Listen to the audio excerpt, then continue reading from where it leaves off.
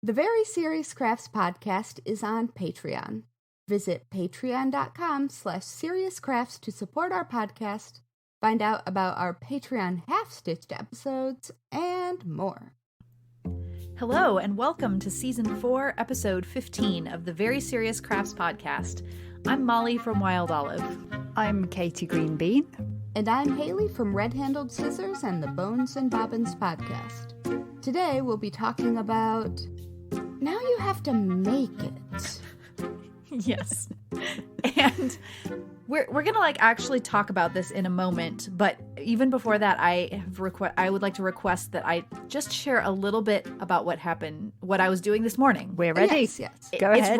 It's right in line because a person from my family's past, sort of, we kind of every once in a while see each other. A mysterious family friend. Exactly. And this person has kind of even been mentioned in the podcast once before because he randomly sent some photos to our family of my dad teaching puppet making in the classroom where he taught. Oh. Yeah. So, yeah. I mean, not totally random. We hear from him. But anyway, he came to my family and he knows that we tend to be creative kind of people. And he asked for some help because he wanted to make a memorial Boy Scout bandana kerchief kind of a thing for someone. And really sweet. And he had a patch and he wanted to just add some extra text to it. And he was like, I don't know, maybe you could just do it with a permanent marker or something. And being the serious crafter that I am, I was like, I don't think so. So I felt like the best option was to kind of do a freezer paper stencil and cut it all out with a cutting machine so that you could get actual letters that matched the original that he had from his childhood. Yeah. And that obviously that was the obvious answer, right? Is to just make it super complicated. I think I see where this is going. I didn't think it was going to be all that complicated. I was like, yeah, no big deal. Well, I pulled out my Cricut and the software for Design Space has updated and I haven't updated my older laptop that kind of is going to be needing to be replaced soon. So that didn't work. So then I had to put that all away and then I had to get out a different cutting machine that I thankfully have. Thank you to brother for sending that to me. And so I set that all up and of course my cutting mat had a little bit of a bend in it and then the thing wasn't sticking and then the pieces were wrinkling. It was clearly...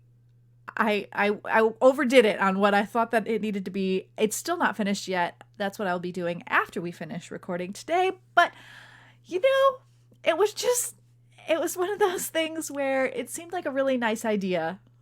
And it still is. It will be nice, I think. I would have done the exact same thing. But, there was no way that a permanent marker was going on the kerchief. It was No. No, it's the right decision, but... But also, yeah. So anyway, that has been my morning of running around the house with cutting machines and rulers here and there and all of the... I had literally the kitchen counter was just full of equipment and I was like, I guess I just don't do anything nice and easy. Yep.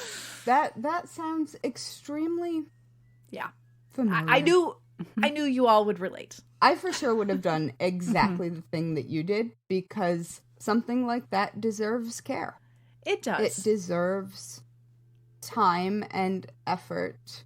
Well, it's even getting if it isn't your person, it's important to someone else and it will matter. Yeah, oh, that absolutely. It was lovely. Yeah, I mean, the story behind this is delightful and so I was happy to jump in with this. I just had some issues is all. I understand. I agree to knit hats for everyone in my family every Christmas when I am finishing up a chunky hat for me. And then we have to go to Joann Fabric and buy a bunch of yarn. At least I think I've chunky. only to date finished 2.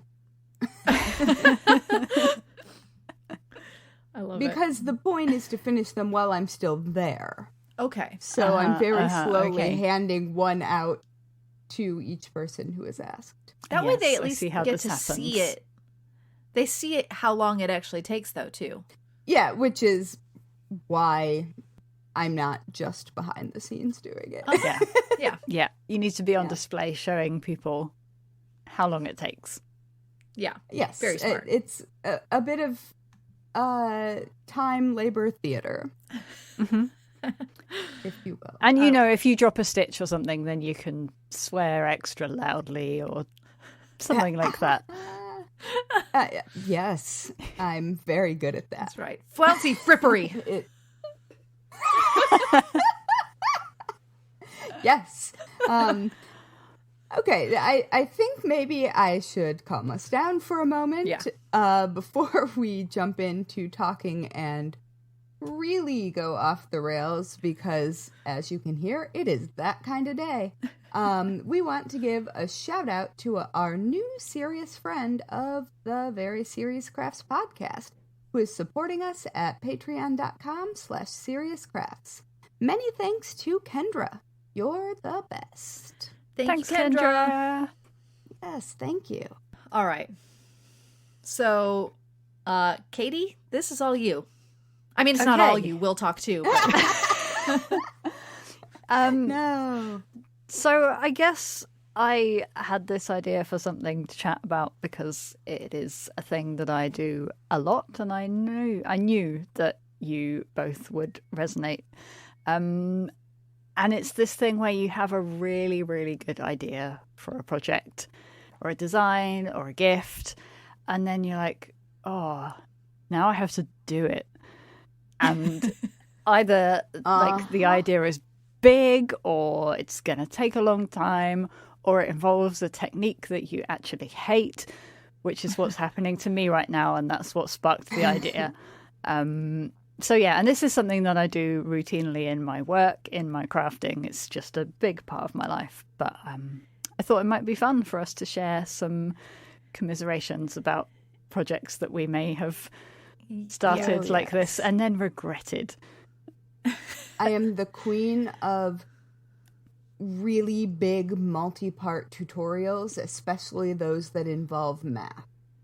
Ooh, that sounds like a lot of work. I have made some questionable life choices. Yeah, one of the things that immediately came to mind is, like, if I'm asked to create a couple proposals for a project, I present more proposals than necessary. The idea being people have more choices. I'm more likely to get like accepted if they have more options. And then on more than one occasion, people are like, oh yeah, that's great. We'll do all of them. Mm-hmm. And it's still the same amount of time. They pay me more. It's not that, but it doesn't matter because now I have to do it. Yeah. Same deadline, more work. Yeah. And, it's nice that they want to commission more work from you and they like your ideas, but yeah. Mm-hmm. Yeah. We've said this in various ways before, like other kinds of things. Like, my ability to make more work for myself it's astounding. Oh, yeah. Two of my projects come to mind as spectacularly bad ideas that turned out exactly how I wanted them to, but the amount of time that it took to get there was just an intense amount. It was at the height of like the tutorial based blogging in the craft world, and I did a pattern I called the perfect summer skirt, which is a skirt with an elastic waistband and pockets.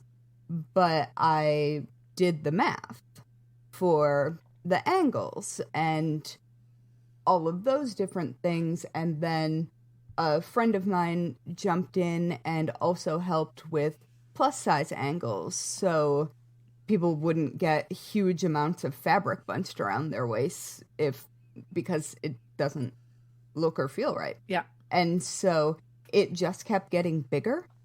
The whole project just kept expanding. And so there are like illustrations and like different breakouts for different skills, and me actually using my measurements to do the math, and it just kept going. But I still get at least an email or two a week from someone who has found it and has never been able to sew a garment before and is so excited because they've just made this skirt. Yeah. So it's totally worth it, but oh my goodness. Yes. Yeah, definitely worth it. I think that's like the moral of the story here is like once you get to the end result, it is worth whatever horrors you have to go through to get there. But sometimes in the middle of it, almost always is worth it. It's just sometimes it's a lot. My English paper piecing travel kit was another one of those. Yeah. That turned into, maybe a 5-part tutorial by the time it was all done, because then I started adding accessories. The accessories are so good, though. Like the little pin-cushiony needle minder thing. It's great. Yes. And I still use that, and we've talked about this particular project a million times on this podcast because it is probably the biggest project that I ever made a full with step outs tutorial, and I just learned how to make GIFs, so I have things moving. Whoa. Which is actually very helpful when you are trying to describe a movement that doesn't make a whole lot of sense when you write it. Mm-hmm. Yeah. And I hate videos. So, like, this is basically the best part of a video. You just see the single movement that you need to see. Mm-hmm. But, yeah, that one just kept growing and growing. But I use mine every day, and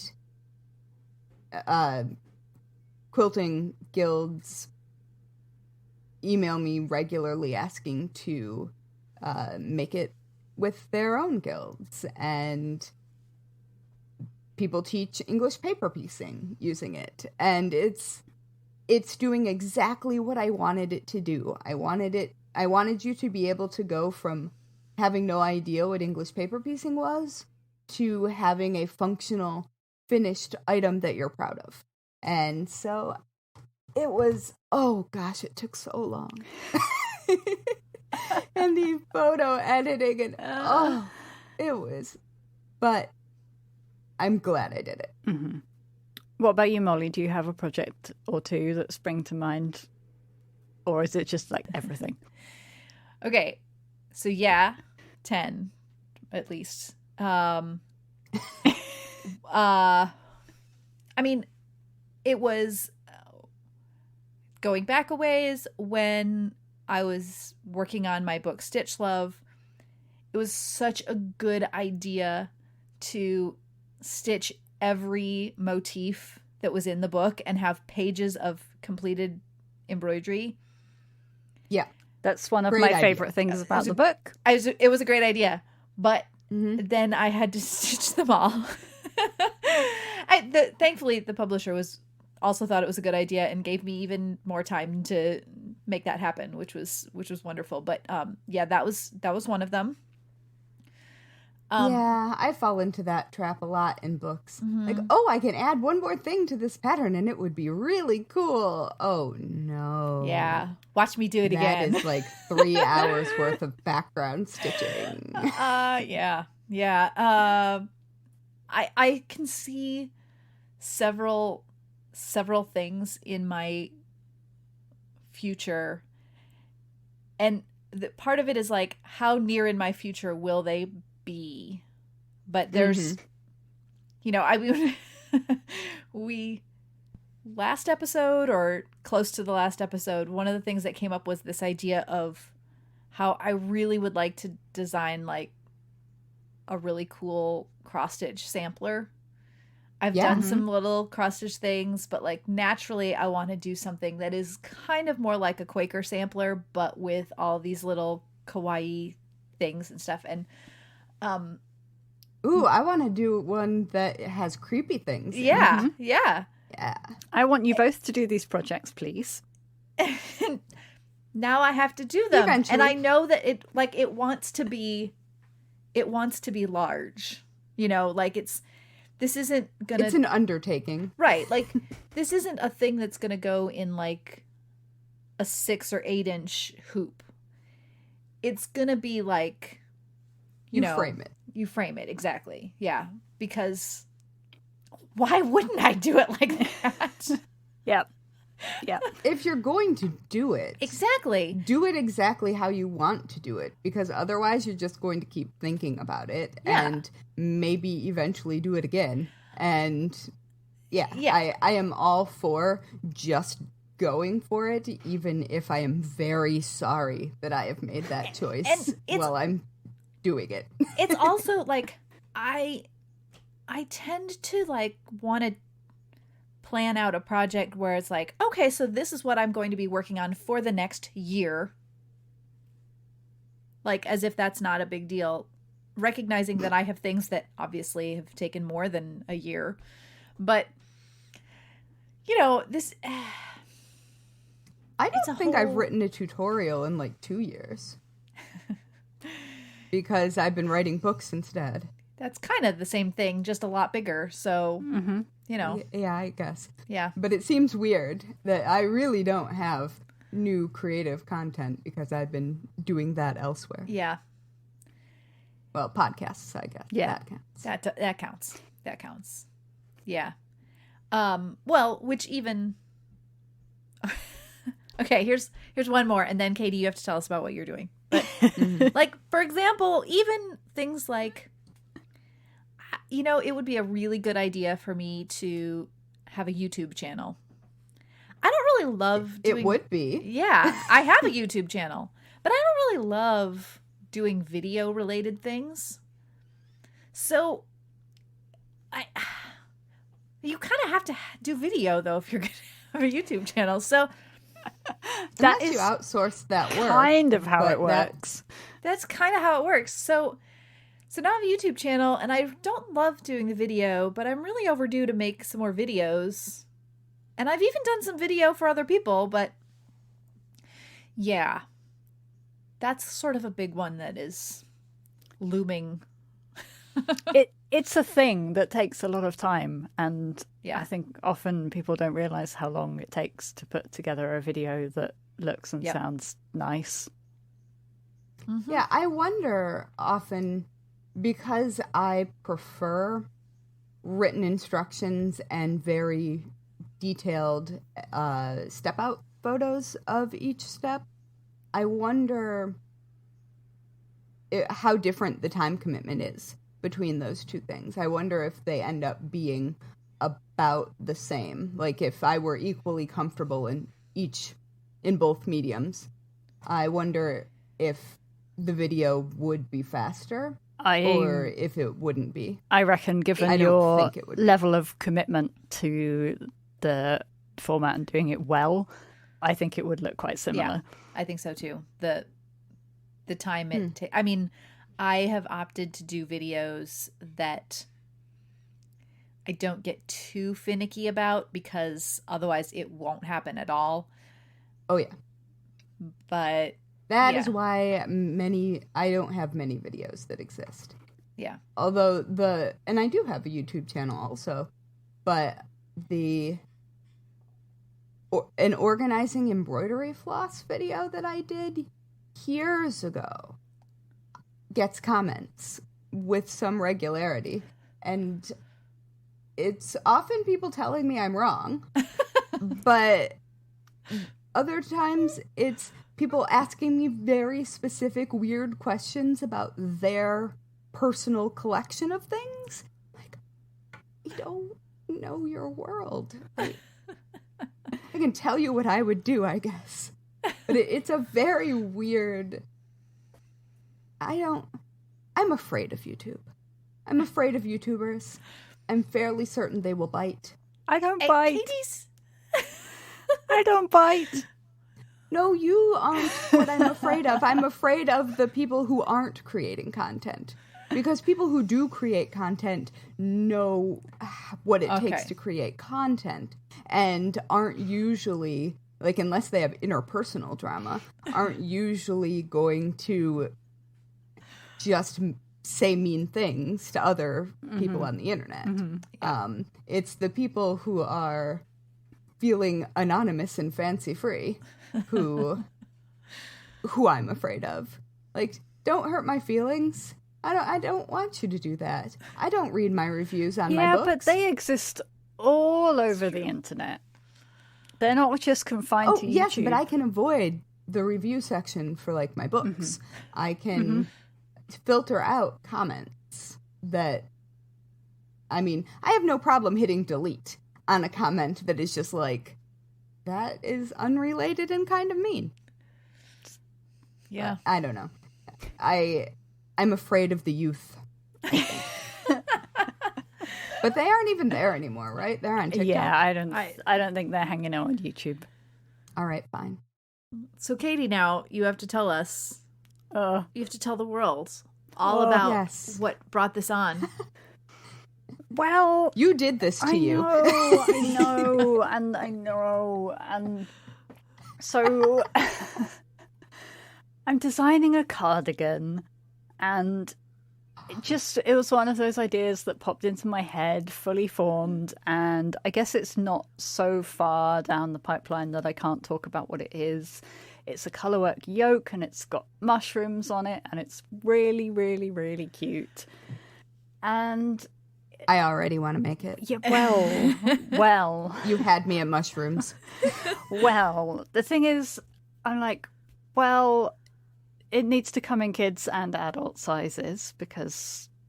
Yes, please, Naturally. because I need a kid size. Exactly.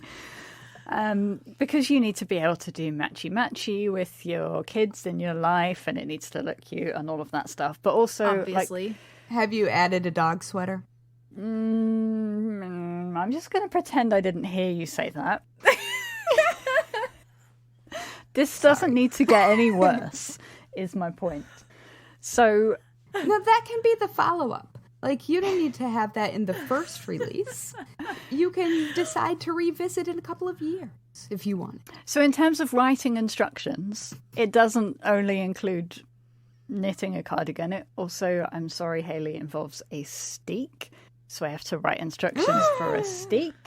The mushrooms, they're fly agaric mushrooms, the red ones with the white dots. So I've got to write and probably illustrate instructions for doing a nice French knot.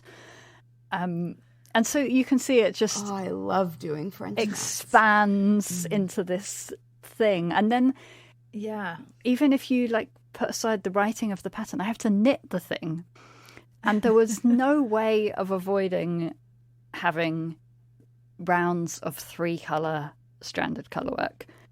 And well, no, I mean, it's just not fun. And I'm like sitting there with 3 balls of yarn tangled around my fingers thinking, is anyone gonna want to make this? Is this fun? I don't know. I know that I'm gonna love the finished cardigan and be really proud of it, and it's gonna be great, but like that matters way more to people. I just feel like I should publish the pattern with an apology. It's like, you're going to have to do this. I think you should, actually, because that would be amazing. That thought right there is one that I have sometimes when I'm making something that feels quite complicated. Like, I have gotten to doing like these monthly projects for children where it's like at least 20 steps each project, which isn't even all that big when you're talking about some kinds of things, but like it's a kid's project. And there's always those points where I have to reevaluate and go, does anybody else want to make this? Like, have I made this to the level of complication where no one else will make it? And guess what? They still want to make it. So they definitely want to make this cardigan. Yeah. Yeah, I agree. yeah, completely. but right now, I don't want to make Yes. Well, do you have a deadline? it. No, Well, then don't make it right now. but there is never going to be a point where I'm like, yay, 3-color Fair Isle, let's do it. I just need to muddle through. It's like, it's only about 7 rounds of it, and then we're back to 2 colors and everything's fine. That's what I was gonna say. There can't be that much that needs. Yeah. No, three I colors, wouldn't so, do it to people. I would not make people do more 3-color or 4-color. There's no 4-color, by the way. It's just 3. I wouldn't make people do it if it wasn't truly necessary. Yeah. But I feel like I need to resurrect the animations of Tiny Cranky Haley in a cheerleading outfit, cheering for 3-stranded Fair Isle. Tiny Cranky Haley could have like little pom-poms that just have 3 strands on it.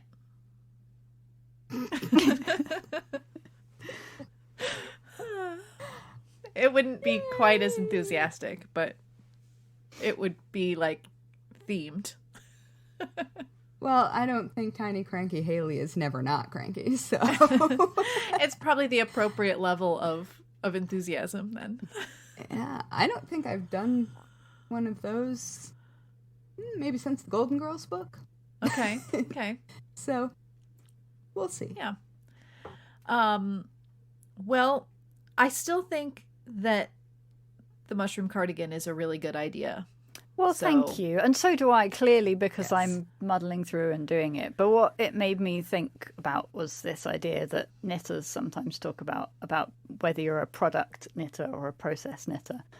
And when it comes to ridiculously complicated and grand scale craft project ideas, I'm definitely all about the product. And it's like thinking about Yeah, me too. the finished thing is what is going to get me through the process that I do not always enjoy. That makes complete sense to me. I think the product is pretty much always my focus as well. Even if it's something that I like to make, it's still, that part is still work. But I'm very pleased to have the thing at the end. Yeah. Yeah. Like, I don't think I actually like sewing. I just like to Controversial. have... Oh, I don't mean cross-stitch or embroidery or things like that, but I mean like sewing garments. I don't think... I mean, there are parts of it that I do enjoy, that I find very satisfying, but most of the just long seam construction, I don't think is enjoyable. Well, I always think with sewing garments in particular that actually calling it sewing is kind of misleading because you spend 95% of your time cutting or ironing or unpicking. The actual proportion of time you spend sewing is very minimal. That's how I feel about a lot of quilt projects too. Yeah, I think you have just hit on exactly the problem. I hate cutting things out. Yes. That's what I hate. It isn't the process of sewing, although that sometimes isn't actively delightful. I strongly dislike cutting out patterns. When it comes to English paper piecing, I love the process of preparing all of the pieces. I love attaching the papers and cutting those pieces and basting those pieces and arranging them and all of that. I don't love joining as much. I'm okay in small doses, but I don't, it hurts at a point, and so I don't enjoy that as much. And I realized, but I really like making all the little pieces. Hurts physically or hurts mentally? Or both? More physically lately. Yeah. Yeah. So I have to be cautious about that. Yeah. That's true. But I mean, I do love the finished product from that as well. So I feel like I have a balance of parts of the process and having a finished thing.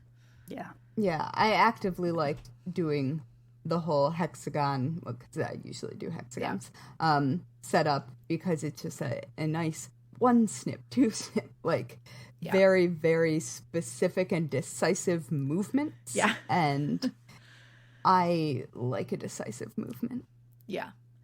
And, you know, you're less likely to have fabric that wants to like move around while you're cutting and getting curves and stuff like you would on a garment. Yeah. There's, you know, and the precision is not as necessary as, you know, if you get off with your cutting on a garment, then you have more fit issues to deal with and all of that. So, yeah. Mm-hmm. That's true. Oh, speaking of which. Yes. I can't remember if it was on a Patreon episode or a main episode, but I was talking about satisfying things, specifically fabric ripping, and it is definitely always with the grain. If you rip it, you get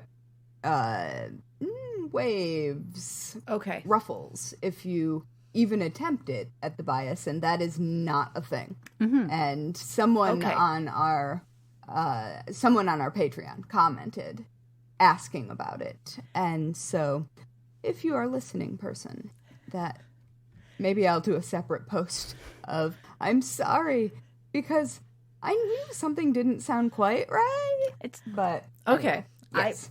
So it is with the grain, not bias. Thank you for clarifying that, because I have ripped with the grain and I was also a little confused, but I had not actually pulled out fabric to see what would happen if I tried the other way. So okay, all right, good. Yeah, I mean I know what does happen. It's just not very useful. Okay.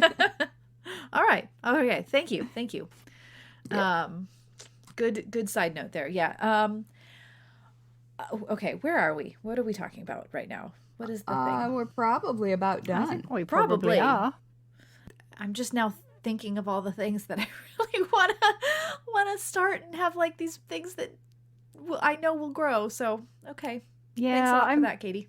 Well, I was thinking about how often I send you a message like, hey, Molly, I've got this idea for a really massive quilt that's going to take me the rest of my life. And I've never made a quilt before. So I'll just add that. It's fine. Just jump in. Yeah, we definitely have a lot of conversations that are like, so I've had this really great idea. And I will say that it's nice to have a friendship where we have this, we always sort of like dance around this, oh, that's wonderful, you should do it, unless it's a really bad idea, and then you shouldn't do it. Right? How many times have we said that to each other? Many times. Yeah. I think that makes a lot of sense. I say I'm going to make a lot of things that everybody in the room knows I'm not going to make. Because it's aspirational. Yes. It isn't... statements of fact come with organization and data from me. So if you just have a random statement, no, that one isn't going to happen probably, or at least not right now. I know it. Anyway, I know it's serious with Katie though when I see swatches. Yes, swatches make things happen. Swatches do make things happen. And you know, I have started one of the massive, ridiculous quilt projects. I do have like 6 squares for my bird quilt. That is definitely going to take the rest of my life. And I'm fine with it. Just picking it up every now and then. Yeah. That's kind of the point of those kinds of projects. The really, really big ones that would take years. Yep. Those I'm comfortable with. Those I'm not sorry about. What I can say for sure is that is never a project that I'm going to write any kind of instruction or pattern or tutorial for. No. Yeah. Yes. Yeah, no. Don't do that. Therein lies the trap for me. Yeah, just enjoy that when you enjoy that. That's fine. Yeah. Indeed. All right. Shall I wrap us up? I think you shall. All right.